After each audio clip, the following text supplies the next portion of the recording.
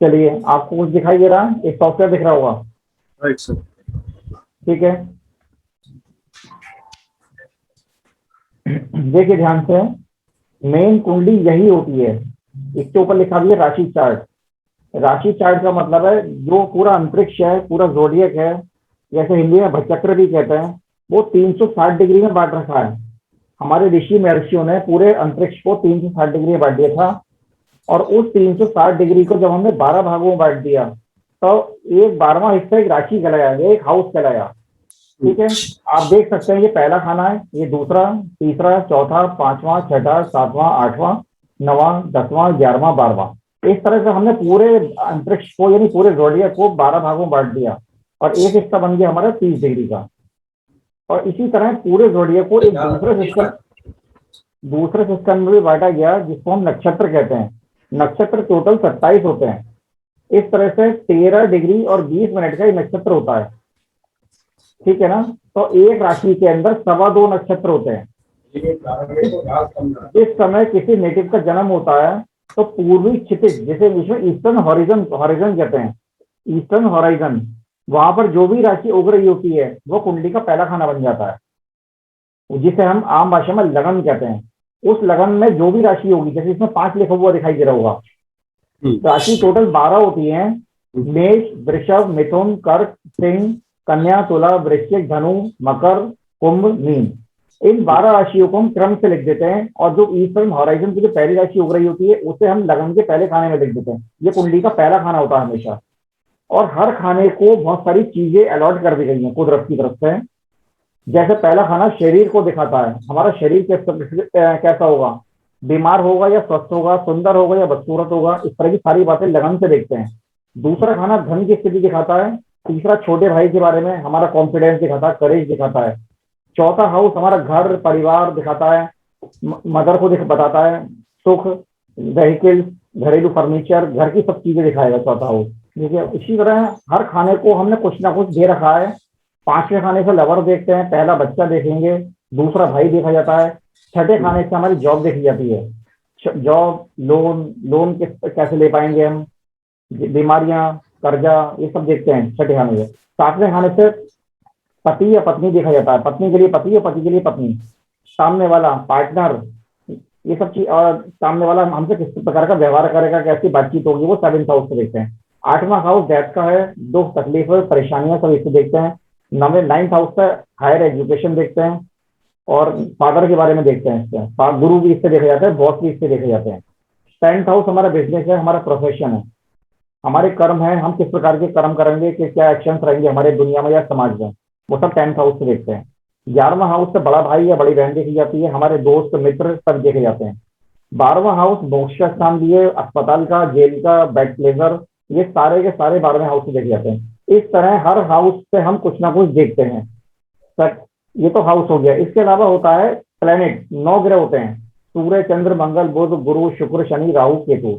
राहु केतु को छाया ग्रह माना जाता है। ये इंटरसेक्शन पॉइंट्स होते हैं चंद्रमा की वजह से, बनते हैं। चंद्रमा के घूमने की वजह से इंटरसेक्शन पॉइंट से, ये इमेजिनरी पॉइंट है जिनको राहु केतु मान लिया गया है। ठीक है, लेकिन इनका रोल बहुत ज्यादा होता है हमारे जीवन में, क्योंकि ये कार्मिक प्लेनेट कहलाते हैं। पिछले जन्म का जो भी हमें इस जन्म में दुख भोगना होता है, सबसे ज्यादा इन प्लेनेट की वजह से पता चल पाता है। अब इन प्लेनेट के बैठने की वजह से हमारा वास्तव में हमारा भाग्य चक्र बनता है। 12 खाने तो बताते ही बहुत कुछ हमारे बारे में, लेकिन इन प्लेनेट्स का सबसे ज्यादा रोल होता है। और ये जिस खाने में बैठ जाते हैं, उस खाने के बारे में बहुत सारी जानकारी हमें देते हैं। उसको पढ़ने का तरीका आपको बताया जाएगा एक एक करके। इसके अलावा हर खाने को हमने 4 भागों में बांट रखा है। ये तो ट्रेडिशन कुंडली बनकारी है, जैसे परंपरागत कुंडली, परंपरागत ज्योतिष है, उसमें हम सिर्फ इससे आगे नहीं बढ़ते हैं। लेकिन जो हमारा सिस्टम है उसे हम कहते हैं कस्पल इंटरलिंक। उसमें हमने हर खाने को 4 भागों में बांट रखा है। राशि नीचे लिखा भी है, राशि, नक्षत्र, उपनक्षत्र और उप उपनक्षत्र। इंग्लिश में से कहते हैं साइन, स्टार, सब एंड सब। तो इन 4 भागों में बांटने की वजह से जो 12 भाग खाने हमारे केवल 12 ही थे, फिर वो 48 भागों में बढ़ जाते हैं। बिल्कुल यही कंडीशन हमने 9 ग्रहों के साथ करी है। वो कितने डिग्री, कितने मिनट, कितने सेकंड पर है वो हम देखेंगे। कौन सी राशि में बैठा, जैसे सन को देखते हैं, एरीज का मतलब मेष राशि में 11 डिग्री 20 मिनट 40 सेकंड पर है। मंगल की राशि में, केतु के नक्षत्र में, शनि के उप नक्षत्र में, गुरु के उप नक्षत्र में। इस तरह से इनके टोटल कॉम्बिनेशन की वजह से हमारा जो जोडियक केवल 12 भागों में बटा हुआ था या 27 नक्षत्रों में बटा हुआ था, अब वो 2193 भागों में बट गया। इस तरह से हम किसी भी घटना को बड़ी बारीकी से, बड़ी गहराई से स्टडी कर सकते हैं, देख सकते हैं, और उसी आधार पर हम प्रश्न कुंडली भी लगा सकते हैं उसकी, और उसकी जन्म कुंडली का जन्म का समय भी करेक्ट कर सकते हैं। ठीक है। अब जन्म का समय करेक्ट करने को विद्या को हम कहते हैं BTR, बर्थ टाइम रेक्टिफिकेशन। क्यों? क्योंकि दुनिया में जितने भी लोग पैदा हुए हैं सबका टाइम गलत है, चाहे हमने कितना ही एक्यूरेटली नोट कर दिया हो, लेकिन जन्म, बच्चे के जन्म का प्रोसेस बहुत लंबा होता है, ये तो आपको ही पता होगा कि पहले तो शुरू में तो लेबर पेन शुरू होते हैं, उसके बाद वो बाहर आना शुरू होता है धीरे धीरे, बाहर आने के बाद नाल कट रही है, नाल कटने के बाद वो रोएगा। अब कौन सा समय सही मानेंगे हम? इस प्रोसेस में 5 मिनट भी लग सकते हैं और 20 मिनट भी लग सकते हैं।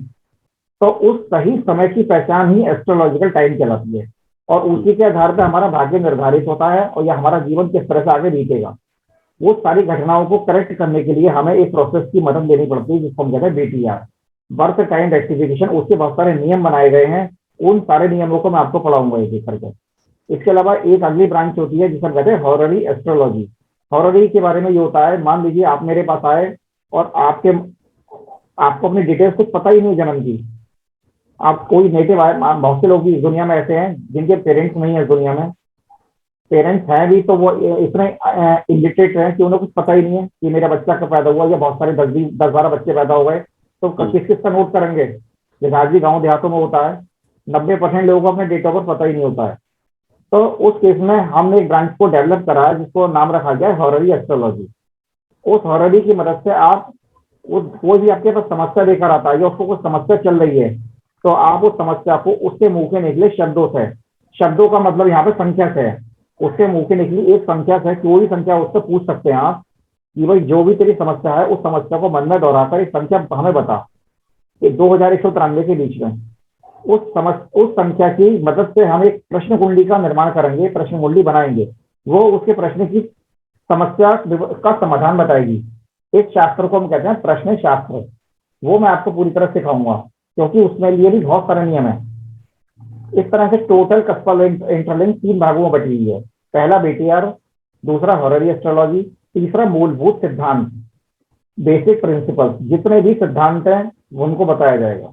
और आपने जो मुझे लास्ट बताया था, जो हम एग्जैक्ट रिजल्ट निकालते हैं जिसका, ये वो भाव चार्ट से हम पता करते हैं, राइट? हाँ, ये इस भाव चार्ट से हम एग्जैक्ट रिजल्ट कैरियर के लिए पता करते हैं, या मतलब और भी सारी जो हमारी दुनिया की जितनी भी घटनाएं हैं A से Z तक, अच्छा सर, हर चीज। हाँ जी बोलिए। मुझे एक चीज और समझनी है कि इसमें जैसे हम किसी क्लाइंट को बताते हैं, जैसे अंबानी पैदा हुए थे, राइट? मुकेश अंबानी या धीरू भाई अंबानी जब पैदा हुए थे, उनके बर्थ टाइम पे और भी पैदा हुए होंगे सेम टाइम पे? बिल्कुल सेम, मतलब सेम टाइम पे, तो सबकी राशि सेम होगी, सबके मतलब पूर्ण नक्षत्र सेम होंगे, तो रिजल्ट अलग अलग क्यों? बिल्कुल, आपने बहुत अच्छा सवाल कराया, और यही कस्पल को पढ़ाने का उद्देश्य है। देखिए ध्यान से देखिएगा, हम यहां से करेक्ट करते हैं सब चीज। देखिए ये है साइन। साइन का मतलब है पहला खाना, पूरे खाने का टाइम। ये 2 से 2.5 घंटे के बीच में हो सकता है। इसका मतलब सिंह राशि या सिंह लगन 2-2.5 घंटे रहेगी, उस बीच में चाहे 1000 बच्चे पैदा हो चाहे 200 बच्चे पैदा हो, सबकी सिंह लगन ही रहने वाली है। और ये नक्षत्र होता है, ये भी 1 घंटे के करीब रहता है स्टार, ठीक है। ये 15 से 20 मिनट रहने वाला है सब, लेकिन ये कुछ सेकंड में ही, कुछ 10-10, 20 सेकंड में, 25 सेकंड में चेंज हो जाएगा। इसीलिए सिस्टम की खोज करी गई थी। ये आखिरी जो कॉलम दिखाई दे रहा है ना, इसको तो सप्तम लिखा है, इससे पहले केवल यहीं तक था, यहाँ जैसे स्टार तक, जिसे हम कहते हैं ट्रेडिशनल एस्ट्रोलॉजी। उसके बाद एक साउथ के बहुत बड़े विद्वान हुए हैं जिनका नाम था कृष्णमूर्ति जी, जिनके सिस्टम का नाम ही कृष्णमूर्ति सिस्टम है। आप नेट पे जाकर देख सकते हैं, बहुत सारे हजारों वीडियो पड़े हुए हैं। कृष्णमूर्ति जी ने सोचा कि हम इस नक्षत्र को क्यों ना आगे और डिवाइड कर दें, तो एक नक्षत्र को उन्होंने अनइक्वल डिस्ट्रीब्यूशन करा, हर नक्षत्र का असमान 9 भागों में बांट दिया। तो जो हिस्सा हमारा 1 घंटे का था, कोई 30 मिनट का हो गया, कोई 40 मिनट का, कोई 1 घंटे का भी हो गया। तो इसका नाम रखा उन्होंने सब लॉर्ड, और उनका सिस्टम बड़ा पॉपुलर हुआ, 100-150 साल तक बड़ा चलता रहा, बहुत पॉपुलर रहा। और इससे बहुत अच्छी अच्छी भविष्यवाणियां करी हैं। पर उसके बाद भी ये बात पाई गई, जो आपने भी सवाल करा, कि एक ही कोऑर्डिनेट पर अगर 2 बच्चे पैदा हो गए, जुड़वा बच्चे पैदा हो गए, तो उस समस्या का समाधान इन लोगों के पास जरा सा भी नहीं था। मान लो किसी ने कह दिया कि मेरा बड़ा भाई मात्र मुझसे 1 मिनट बड़ा है, और दोनों की जब आपने कुंडली बनाई तो सेम बनकर आ गई यहाँ इस लेवल तक, तब तो आपके सामने कुछ आ रहा ही नहीं है ना, आप तो बेकार हो गए, दोनों के भविष्यवाणी एक ही कर दोगे। और आज भी हजारों लोग एग्जाम्पल इस प्रकार के हैं, कोई जुड़वा भाई एक इंजीनियर है, एक डॉक्टर है ना, कोई पढ़ा लिखा है तो कोई अनपढ़ है, एक स्वस्थ है तो एक बीमार है, एक की शादी हो गई दूसरे की नहीं हुई। तो इस समस्या का समाधान करने के लिए दिल्ली के एक बहुत बड़े विद्वान हुए हैं, उनका नाम था डॉक्टर S.K. खुल्लर, सत्य प्रकाश खुल्लर। वो बहुत महान जाने माने विद्वान है, तो आज भी जीवित है, वो बहुत एजेड हो चुके हैं। तो उन्होंने इस समस्या के लिए इसको आगे और 9 भागों में तोड़ दिया इस चीज को, फिर ये कॉलम तैयार करा गया। ये सारा मैथमेटिकल पोर्शन है, अगर आप कहेंगे तो मैं पढ़ा भी सकता हूँ आपको।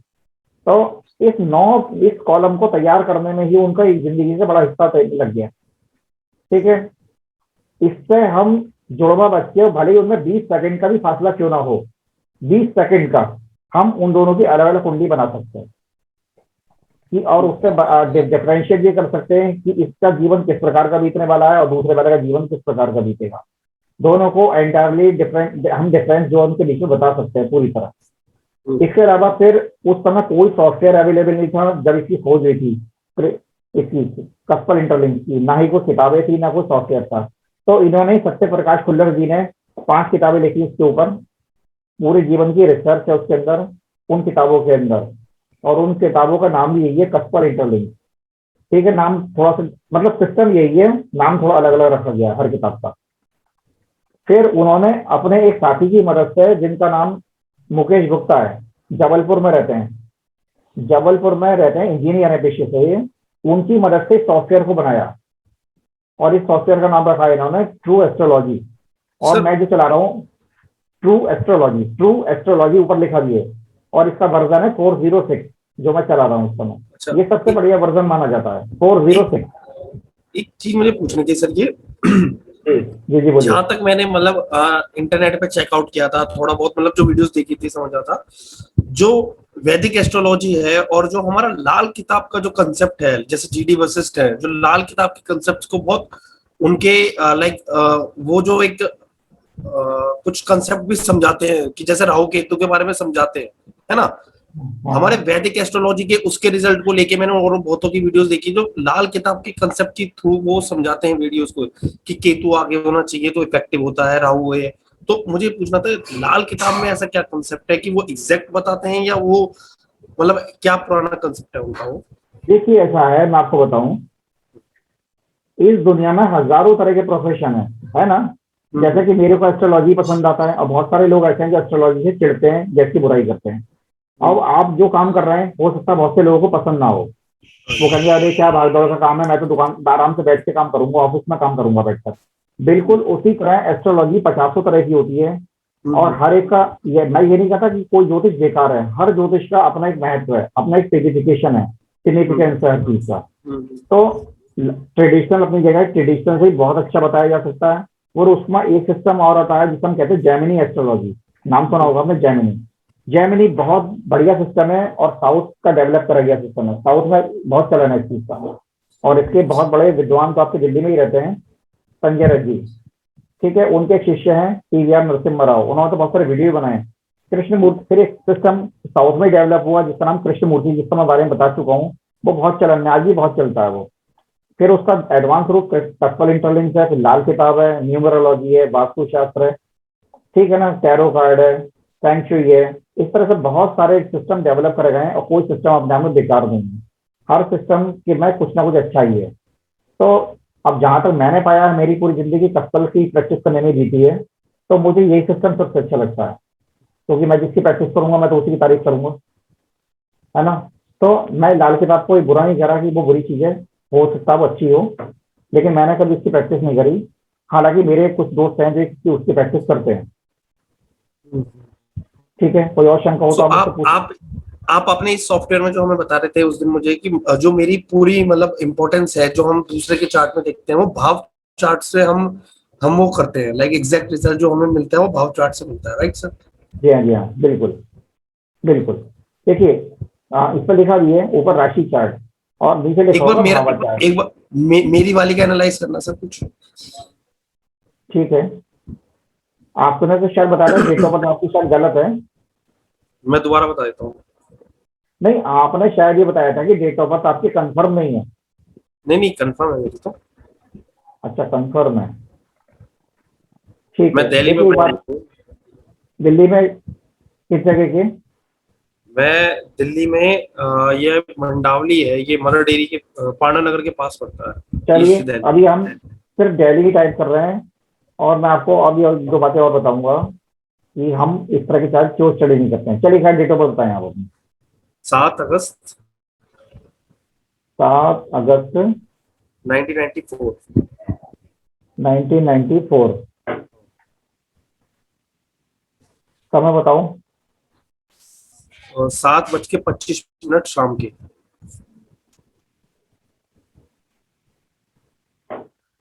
देखिए, ध्यान दीजिएगा विकास जी, मैं आपको जो बातें बताने जा रहा हूँ। पहली बात तो आपके दिल्ली के कोऑर्डिनेट अलग ही अलग है। कोऑर्डिनेट समझते हैं ना, अक्षांश और रेखांश। जो दिल्ली, जो अर्थ धरती के ऊपर हर जगह की पोजीशन होती है, ये ज्योग्राफी की हम्म, बात बता रहा हूँ मैं आपको, भूगोल की। ज्योग्राफी हम्म, की बात ये होती है कि हम प्लेस का हमारे लिए कोई इंपॉर्टेंट नहीं है, इंपॉर्टेंट नहीं रखता ज्योग्राफी भी वो। हमारे लिए कोऑर्डिनेट इंपॉर्टेंट है। जैसे मान लीजिए आपने कहा दिल्ली, दिल्ली 70 किलोमीटर, 70 वर्ग किलोमीटर से ज्यादा में फैली हुई है। एक दिल्ली के अंदर हम्म, आप कम से कम 30 से 40 कुंडियां बना सकते हैं हमारे सिस्टम के हिसाब से। हर हम्म, 500 मीटर पे कुंडली चेंज होने का डर बना रहता है। क्यों? क्योंकि हमारा जो सत्सम लेवल है ये बड़ा सेंसिटिव होता है, 15-20 सेकंड तक में चेंज हो जाता है। और कोऑर्डिनेट सबसे सेंसिटिव चीज है, इसलिए हम गूगल मैप पे या गूगल अर्थ पे जाकर सबसे पहले कोऑर्डिनेट को उठा लेते हैं।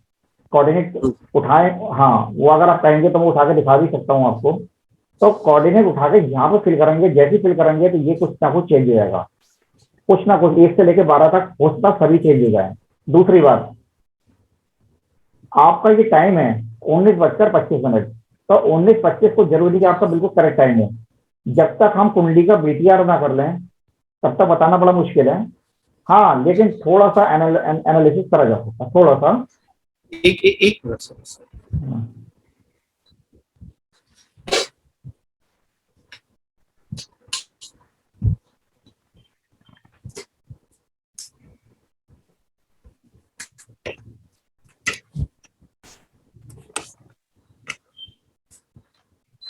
Yes sir. चले आगे जी। देखिए, जैसे अगर मैं कुंडली को करेक्ट मानता हूँ पूरी तरह तो, क्योंकि मेरे हिसाब से करेक्ट नहीं है, क्योंकि कोऑर्डिनेट भी अगर नहीं क्लियर है और टाइम में भी हमने कुछ काम नहीं करा है, तो हम ये मान के चलिए कुंडली गलत है। चलिए आगे चलते हैं। अगर ये कुंडली करेक्ट है तो मकर लगन की कुंडली आ रही है। यहाँ लगन में आपको 10 नंबर दिखाई आपको दे रहा होगा। आपको आपको इसमें करंट मेरा टाइम लग रहा है। नहीं, टाइम तो सबका ही इनकरेक्ट है मेरी दुनिया में, इस दुनिया में मैंने आपको भी बताया ना। तो जब डेट ऑफ मैं, बर्थ तो फिर ठीक है एग्जैक्ट। नहीं डेट ऑफ बर्थ तो कुछ नहीं होता। डेट ऑफ बर्थ देखिए, जैसे सन 94 है, 94 1 साल को बता रहा है, अगस्त 1 महीने की तरफ इशारा कर रहा है और 7 तारीख 24 घंटे की तरफ इशारा कर रही है। ठीक है ना? 19 का मतलब है शाम को 7 बजे का जन्म, 7 से 8 कभी भी हो सकता है। 25 का मतलब ये हो गया कि 10-20 मिनट इधर या उधर हो सकते हैं, जो कि मैं आपको बता अच्छा। चुका हूँ। बर्थ का प्रोसेस बहुत लंबा होता है और मोस्टली जो मेरे अपने तजुर्बे में आया 17 साल में, टाइम हमेशा पीछे की तरफ जाता है। पीछे की तरफ। पीछे समझते हैं ना? पीछे का मतलब है जैसे आपने कहा कि 19:25 तो 5 से 10 मिनट और या कभी कभी 20 मिनट तक पीछे जाता है टाइम, एस्ट्रोलॉजिकल टाइम। वो इसलिए मैं आपको प्रोसेस समझा चुका हूँ कि किसी लेडी, कोई लेडी प्रेग्नेंट है, उसकी डिलीवरी होने वाली है, तो उसको सबसे पहले लेबर पेन शुरू होंगे। लेबर पेन शुरू होकर फिर वो डॉक्टर से संपर्क करा जाएगा, हो सकता है वो भर्ती हो 2 दिन पहले से।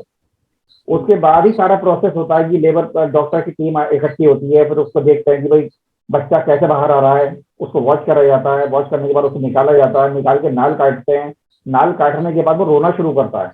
तो इसमें बहुत लंबा प्रोसेस होता है।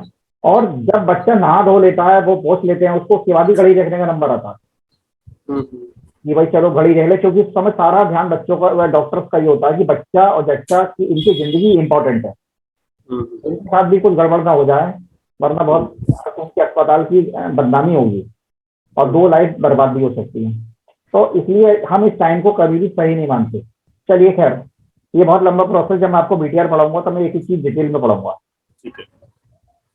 अब आप ध्यान से समझते हैं, देखिए ध्यान से देखिएगा, यहाँ पहले खाने में 10वीं राशि उदय हो रही है, यानी कहने का मतलब है जिस कोऑर्डिनेट आपने मुझे बताए हैं, मान लो मैं इसको आपका बर्थ प्लेस मान लेता हूँ, 77 13 0 ईस्ट, 28 39 0 नॉर्थ, ये धरती की वो पोजीशन दिखा रहा है जहां पर आपका जन्म हुआ। उस पोजीशन पर पूर्वी क्षितिज में यानी ईस्टर्न हॉराइजन में शाम को 7:25 पर 10वीं राशि उग रही थी। हम इसको ये बोलेंगे एस्ट्रोलॉजिकल टर्म में, यानी मकर राशि उग रही थी। और मकर राशि को हमने कुंडली का पहला खाना मानकर बाकी सारी संख्याएं उसके आगे ले दी, क्योंकि राशियां 12 ही होती हैं, 10 11 12, 12 से आगे कभी भी 13 नहीं लिख सकते, 1 लिखना पड़ेगा हमें। उसको आगे लिख के हमने पूरा जोड़ दिया को पूरा कर दिया। और उस समय का एफिमेरिस यानी पंचांग देखकर हमने जो प्लैनेट वहां घूम रहे थे यानी मूव कर रहे थे, उन प्लैनेट्स को हमने इसमें भर दिया, फिल कर दिया। सैटर्न दूसरे ये कुंभ राशि में था, केतु मेष राशि में यानी पहली राशि में था, सन मून एंड मरकरी चौथी राशि यानी कर्क राशि के अंदर था, और मार्स तीसरी राशि यानी मिथुन राशि में था, वीनस छठी राशि यानी कन्या राशि के अंदर था, और जुपिटर एंड राहु 7वीं राशि यानी तुला राशि के अंदर था। ये तो इनकी जॉर्डिकल पोजीशन हो गई, लेकिन मेन कुंडली होती है भावाचार, ये होती है राशि कुंडली कि कौन कौन सा प्लेनेट कौन कौन सी राशि के अंदर है। अब ध्यान से देखें, जैसे सैटर्न इस समय अब इस कुंडली के अंदर पहले खाने में आ गया, ठीक है ना, और इसके में नीचे आ गया 10, तो हम ये नहीं बोलेंगे शनि 10वीं राशि में है आपके जन्म के समय, हम बोलेंगे शनि 11वीं राशि में है लेकिन पहले खाने में। ये खाना है, ये राशि है, ये सब राशि है, ये खाना दिखाएगा। यानी शनि आपकी लगन, लगन का मतलब आपकी बॉडी के अंदर जाकर बैठ गया। ये पहला खाना मैं आपको बता चुका हूँ, इंसान कैसा होगा दिखने में, सुंदर होगा, बदसूरत होगा, स्मार्ट होगा, एक्टिव होगा, वो सारी चीजें लगन से देखी जाती है। यानी शनि, और ध्यान से देखें आप, सैटर्न क्या है, आर लिखा हुआ है, आर का मतलब होता है रेट्रोग्रेड मोशन, जो हिंदी में कहते हैं वक्री गति या उल्टी गति। तो जब आपका जन्म हुआ तो शनि उस समय उल्टी गति से चल रहा था, तो शनि उस समय लगन में जाकर उल्टी गति से बैठ गया, लेकिन है कुंभ राशि में। और हर प्लैनेट की 1 या 2 राशियां होती हैं, सूर्य और चंद्रमा की सिर्फ एक राशि होती है, सूर्य की सिंह राशि होती है, चंद्रमा की कर्क होती है, बाकी हर ग्रह की 2 राशियां होती है। शनि की मकर और कुंभ 2 राशियां होती हैं, यानी लगन का स्वामी खुद अपनी ही राशि कुंभ राशि के अंदर उल्टी गति से बैठ गया।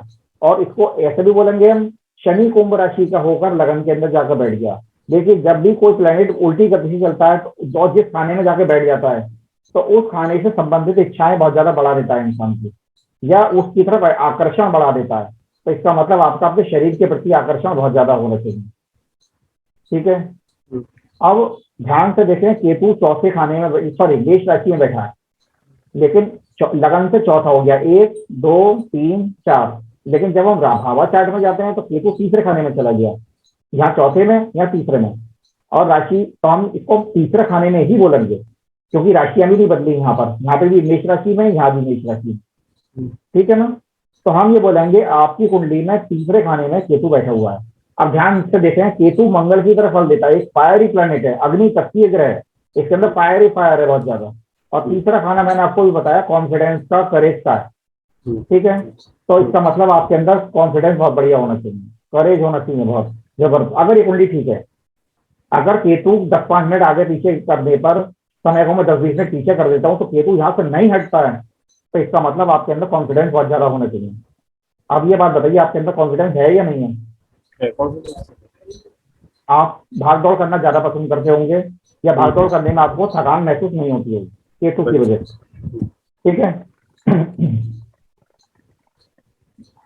अब देखिए राहु यहां बैठ गया 10वें खाने में, 1 2 3 4 5 6 7 8 9 10, लेकिन यहाँ पे चला गया 9वें खाने में, 1 2 3 4 5 6 7 8 9, ठीक है। और ये यहाँ पर छठी राशि आ रही है, यहाँ पर 7वीं राशि आ रही है।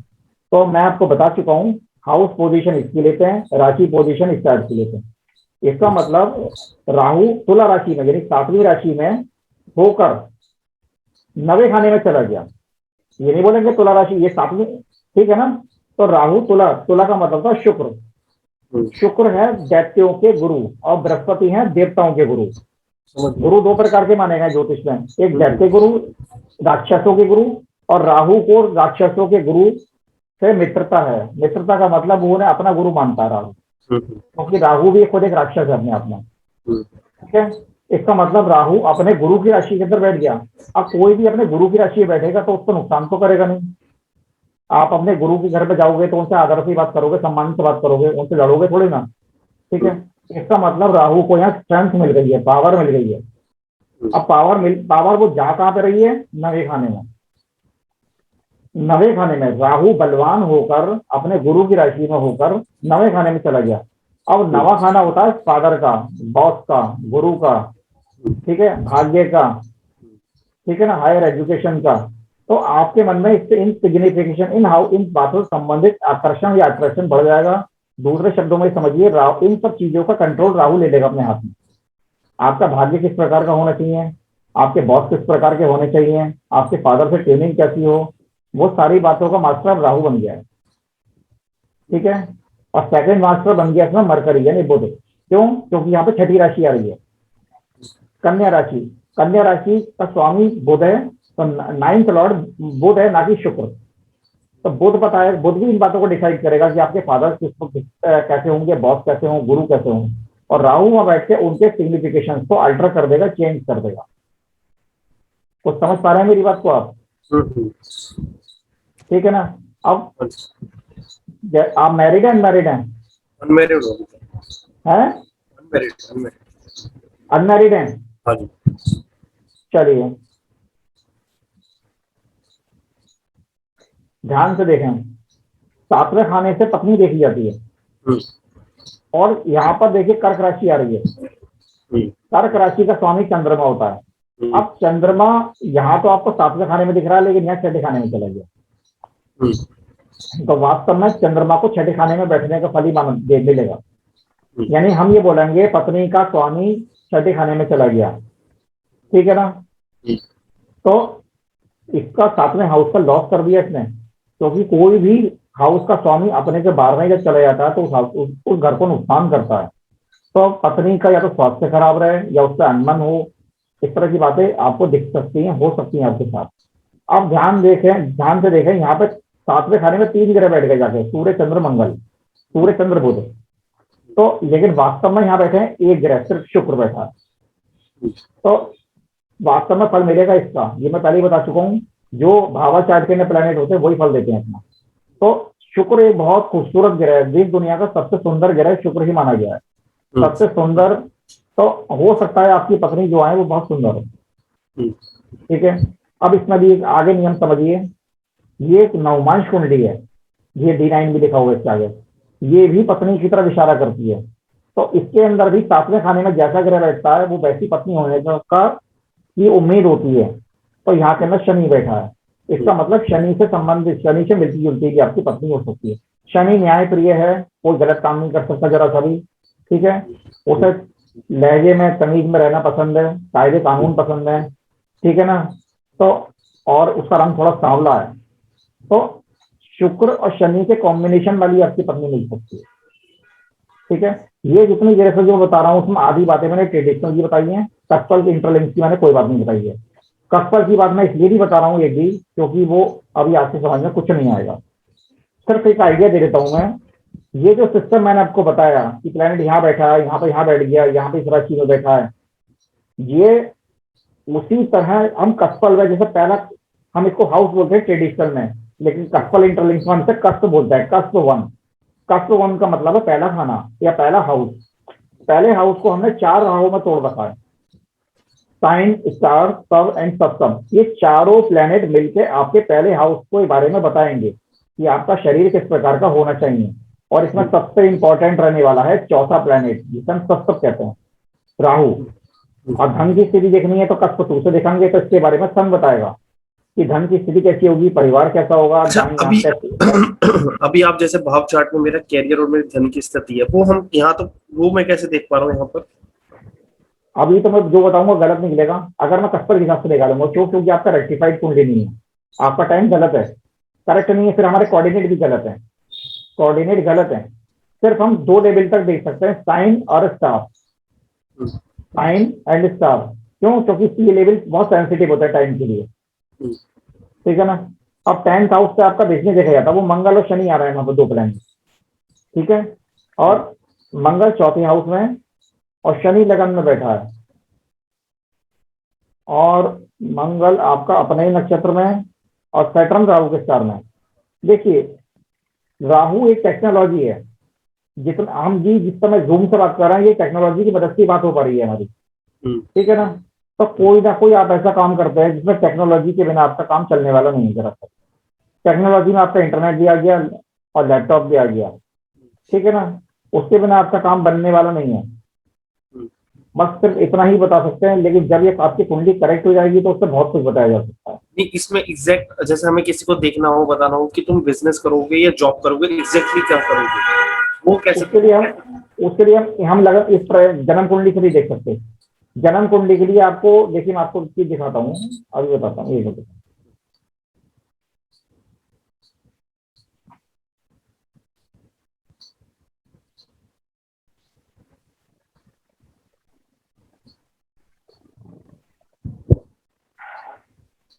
देखिए, मैं एग्जाम्पल आपकी बात का जवाब दे रहा हूँ।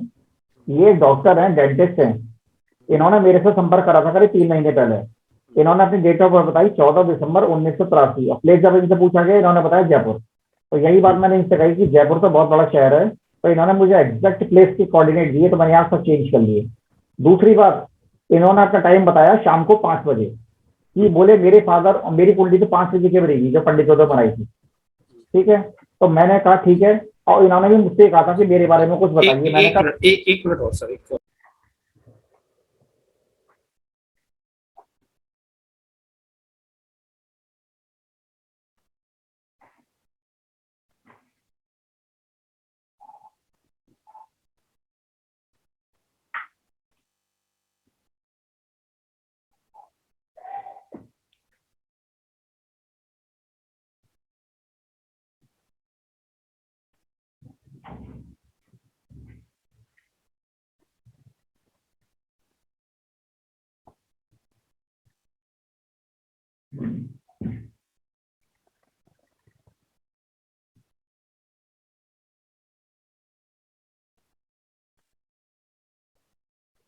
Sorry sir. कोई बात नहीं। तो मैंने इनसे कहा था कि मैडम, आप अपनी जीवन की घटनाएं दीजिए, क्योंकि कुंडली करेक्ट हमेशा घटनाओं से ही होती है। उसमें डेथ की इवेंट सबसे इंपॉर्टेंट होती है, कि किसी के तो बचपन में या जल्दी ही पेरेंट्स चले जाते हैं, और ग्रैंड फादर ग्रैंड मदर की डेथ हो, किसी और की डेथ हो। जीवन की इंपॉर्टेंट घटनाएं हैं, वो आप नोट करके मुझे भेजिए, मैं उस पर काम करूंगा। फिर मैंने सबसे पहले गूगल मैप्स की मदद से इनके बिल्कुल सही कोऑर्डिनेट निकाले, कोऑर्डिनेट यहाँ पर भरे, फिर काम करा। 2-3 घंटे काम करने के बाद इनका टाइम निकल कर आया, देखिए 16 बजकर 47 मिनट और 52 सेकंड, यानी मुझे 12 मिनट और 8 सेकंड पीछे जाना पड़ा। अगर मैं देख रहे हैं ना, 16:45 52, और जबकि इन्होंने क्या दिया था मुझे वास्तव में टाइम, ये ये दिया था। और यहाँ देख सकते हैं कि दुनिया भर के सब चेंज हो चुके हैं, ये भी चेंज हो गया पूरा कॉलम, ये भी।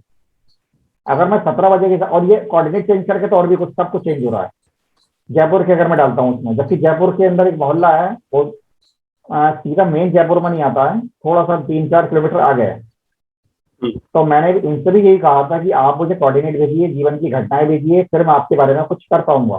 फिर उसके बाद मैंने इनको 2-3 बातें बताई, तो वो सब ठीक बैठी। तो यही मेरा आपका भी कहना है कि आप इन कुंडलियों से एकदम नहीं देख सकते। उसके दो तरीके होते हैं आपके पास। पहला तरीका, कुंडली पे काम करें, आप उसे करेक्ट करें। करेक्ट करना कोई मुश्किल काम नहीं है, आप उसे आसानी से कर सकते हैं। दूसरा मेथड ये होता है, मैं आपको बता रहा हूँ, जिसे हम कहते हैं हॉररी एस्ट्रोलॉजी, यानी प्रश्न शास्त्र। आपके पास कुंडली, मैं तो कहता हूँ कुंडली है ही नहीं आपके पास, आपको डेट ऑफ बर्थ नहीं पता, और आपको कुछ समस्या आ रही है, तो आप तुरंत ये देखिए एच का बटन दिख रहा होगा, एच का बटन दबाया, यहाँ पर अपनी समस्या कुछ भी लिख दी, और यहाँ पे एक संख्या डाल दी अपने क्लाइंट से पूछ के, 1 से लेकर 2193 के बीच में, मान लो कुछ भी डाला, 1100 मान लो कुछ समस्या उन्हें 1100 बताई। ये मेरे कोऑर्डिनेट तो लगे हैं मेरे ऑफिस के, जहां पर मैं काम कर रहा हूँ। इसी तरह आपको भी बहुत डाल के रखने हैं जहां पर आप काम करेंगे।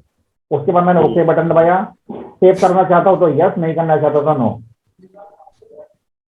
अब ये उसके मुंह से निकली हुई संख्या के आधार पर जो कुंडली बनी है वो उसकी समस्या की कुंडली बन गई।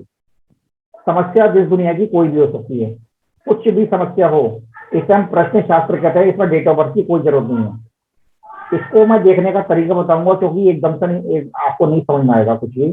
सर इनके भी जैसे इनके सन और मरकरी, इनके सन और मरकरी 7th हाउस में है जैसे ये, हाँ मेरे भी सन और मरकरी 7th हाउस में है। सो इनका इनका रिजल्ट मेरा रिजल्ट सेम होगा, कुछ अलग होगा? यही बिल्कुल डिफरेंट होगा, बिल्कुल डिफरेंट। अच्छा। एक बात मैं आपको और खास बता रहा हूँ, जैसे मान लो, उसी कुंडली में दोबारा चलता हूँ।